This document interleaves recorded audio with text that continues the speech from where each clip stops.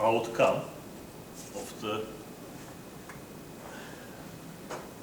of a game, you know, from yesterday. Okay, I mean, I will be, thanks. Oops, sorry. So, now it, you know, white is Georgian Grandmaster Guramishvili, and black is Turkish Yildiz. Thanks. So, a very short game, starting with knight f3.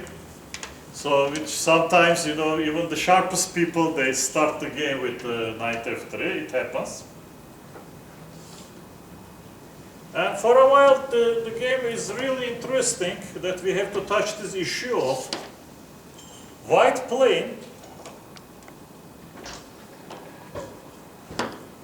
like black. So now we have a Grunfeld defense, but reverse colors. Some people, they like this. I mean, the whole Catalan is based upon these ideas, like if e6, c4, d takes c4, one of the favorite lines of Grandmaster Lubojevic, who is visiting us. No, Lubo, this is, you played some games with black, yeah, just when. And still, Andrei Sokolov was for a long time advising this to play with black. And I believe this is a slightly risky system. Also, d takes c5, just like in a similar position, it's also possible.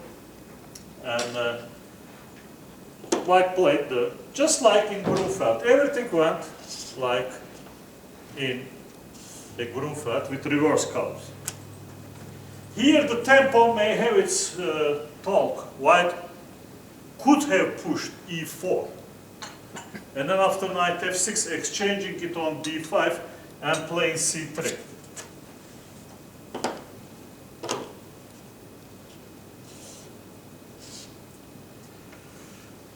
The difference is white will take c takes d4 and attack to the blocker with knight c3, which may be an outcome of this playing with reverse colors. So black was really toying with this opening somehow, and for one reason or another, white felt like a true Grunfeld player and came this position. A known plan is, of course, the minority attack or defense now, since it's with black, to push b5 at some moment. And okay, in this position, white could have played a4 to prevent it. Then to play normally with all his forces. So white took it light.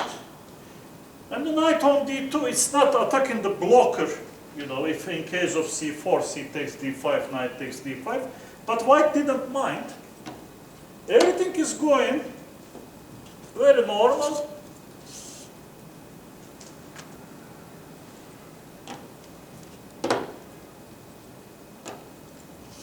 They played a couple of normal moves, while one extra move white made slightly forward. Black has taken the pawn and give it back according to the nature, and position came into the. Now it's really like I want to say a couple of things here. Really, like from the game before, we saw that black has chosen an attractive pseudo-sacrifice, not being enough alert on tactical terms. Here, in this level, in the level of this championship, in professional level, black has done quite a lot, not to win the game, obviously, but to defend herself. And the first choice is already I don't like. I think b6 is very important. I mean, which one to produce b6 or a6 to define the queenside structure, I am for b6 just like Capablanca said, put your pawns into the opposite square of your opponent's bishop. She has played a6. After queen f3, now she has some problems because first time bishop c5 is threatened, and possible only move is rook a c8, rook d7, queen e6. Black completely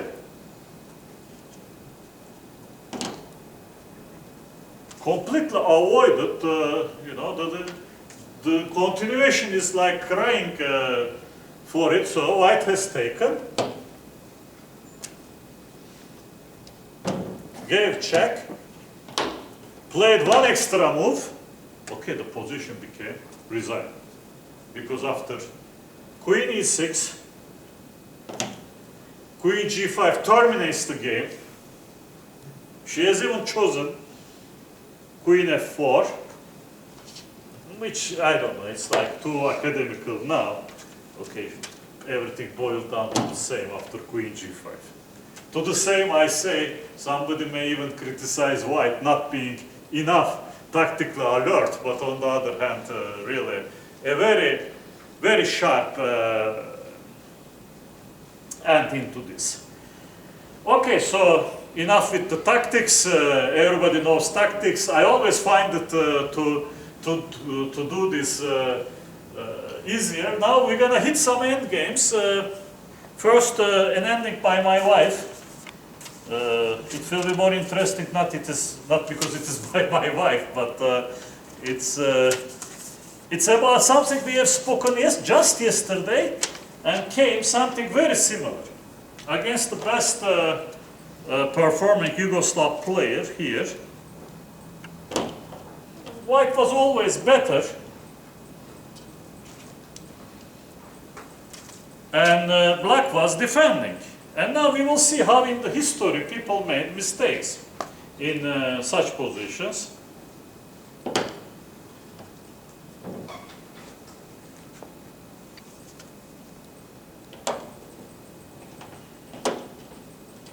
Such simple positions even, I would say.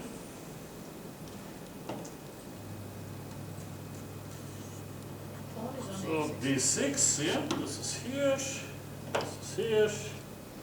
This is here, yeah? No, the last move is king e3. Later they will play rook a2, king d4. You know, we have a very strong audience who follows the games. You know, like everybody knows. As I told you, I have difficulties to watch the games when they are in process. I mean, I don't find it boring, but. Actually, I tried once. I mean, just for the sake of completeness, when my wife was playing European Club Cup, I came and I tried to watch a game by two fine players, Laznička from Slovakia, with whom I played many games, and Czech. Laznička is Czech, yeah, sorry, yeah, that's true, that's correct. You see that. I'm making a lot of mistakes. We don't have any more Czechoslovakia, and we got Laznička from Czech Republic. Yeah, exactly. And Dmitry Kononenko from Ukraine.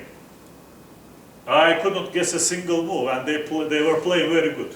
It's not like they were playing very bad. Sometimes it happens. It was a really, really great game, and since then I don't watch. It was enough for me. So. Here the critical position came when black brought rook on a2. So we could have started like this. I mean, it really doesn't matter so much how they started. This is a typical position. Yesterday we have spoken with h and f. Somebody can say like, what is the difference? So is it so important if this pawn is on c4 or e4? And indeed, it's really very different, because here to sacrifice one pawn and to try to escort the other one to the promotion square, white has an easier time. Now, first of all, I want to mention historically that, I mean, this is the normal move. Katya played in a slightly different way. King should go to that side, in my opinion. King should really tackle the e-pawn as much as she could. And in the game, she has allowed white to have an easier right. But here comes the typical mistake. I will surprise all of you that some tactical geniuses, like in the other games we have seen, say like, yeah, all right, I push it. This is very, yeah, very unfortunate. This is a stalemate, not only a stalemate. Due to the stalemate, we have lost our glorious passer. You know who did it? You can never, ever think about it. Smyslov. Probably one of the best endgame players of all times. So we should never say never. And his opponent was Bernstein, who was very old, and Smyslov was rather young. It's 1946 Staunton Memorial, known as a candidates tournament for 48.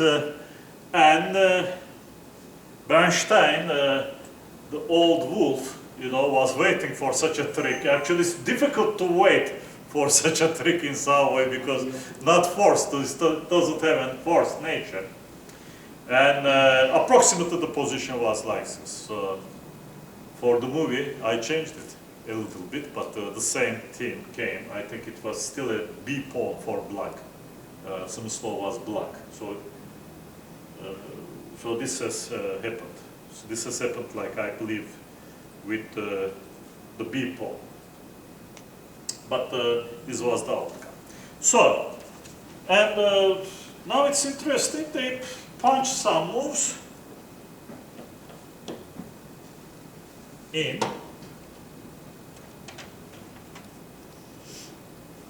Let's go back to our game.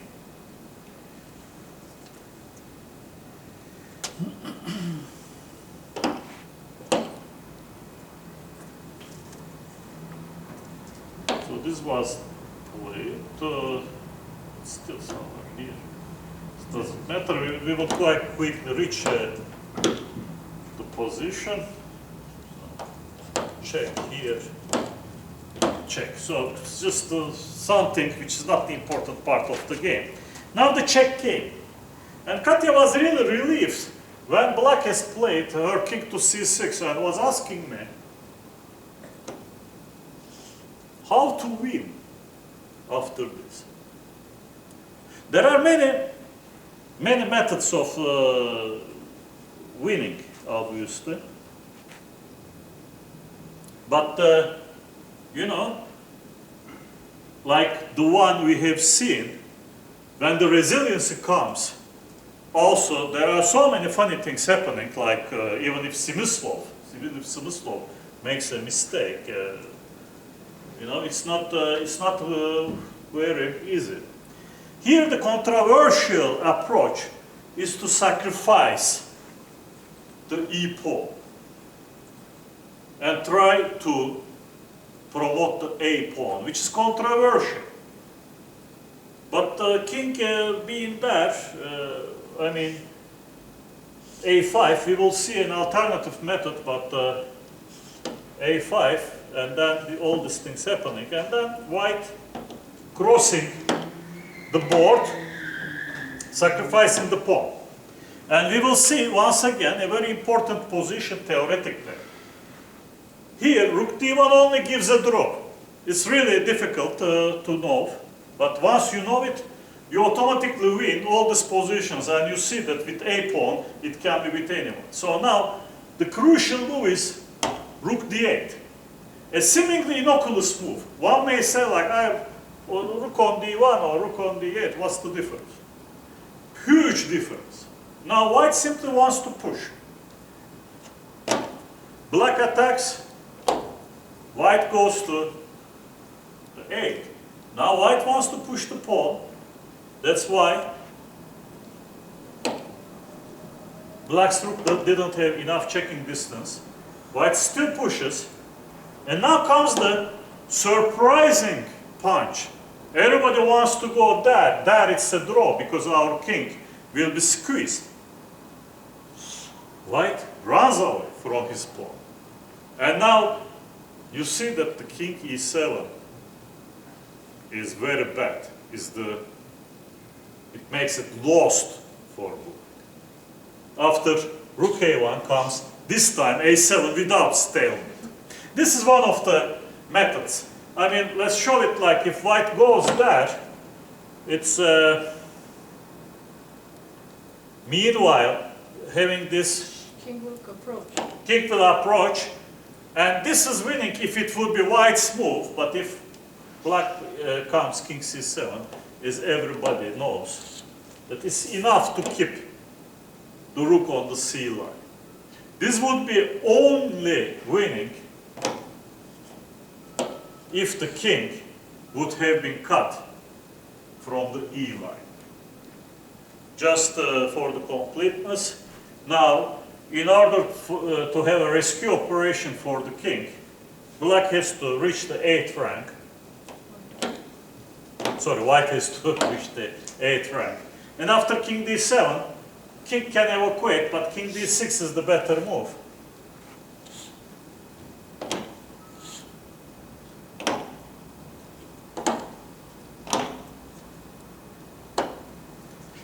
And then check and Rook b6 check and rook c6. Many times, you know, like there are the small finesses that I really advise for everyone to find themselves. For instance, in some books, it's always given like, yeah, rook g1, rook b6, rook c6, you win. Rook g1 is an absolute wrong move because it comes into the shorter distance. Now, after this, simply the king goes out. We don't have to do this rook p6, rook c6 type of thing. But, well, thinking about the position, you know, like there is a non-theoretical method that I was spending some time into. By the way, I just mentioned, you know, Smyslov mistake, but what about Gary? Gary had also another typical mistake. Anybody remembering this position? This is from the so-called World Championship match because they went out of winner between Garry Kasparov and Nigel Short. And in this position, to everyone's surprise at that time, Garry quickly played e4, and Nigel, he sort of believed his opponent and he already thought that he was totally lost. Otherwise, he could have played his rook to c5. Now, a5 doesn't work because after rook c3 and king takes e4, black's rook comes on time to stop the a pawn. And in case of rook a3, still very important factor, a5 pawn covers the check. Rook e3 doesn't win because of the exchange. And still the king is in the square of the passed pawn. And if you do a6,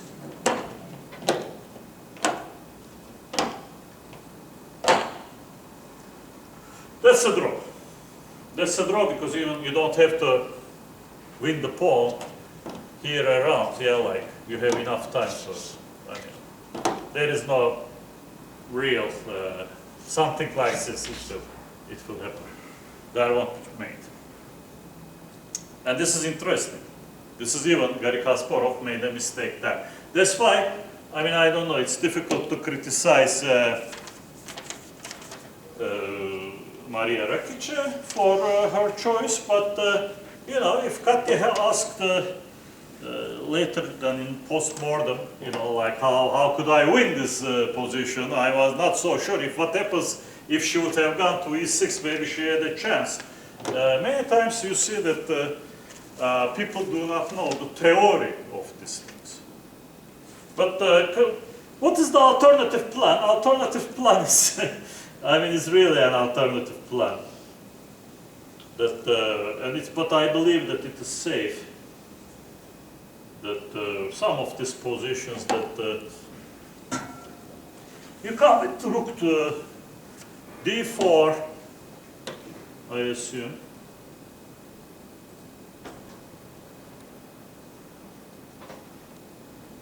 Then you put it somewhere like this and start crossing simply with the king here. It's important that what Gary has done, he didn't protect both of them.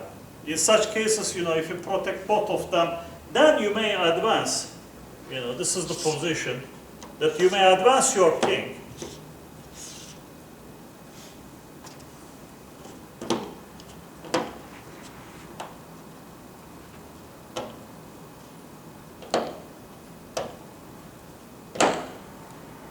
And white is lucky enough in this method that the king is not on d7. With the king on d7, now after this comes king there.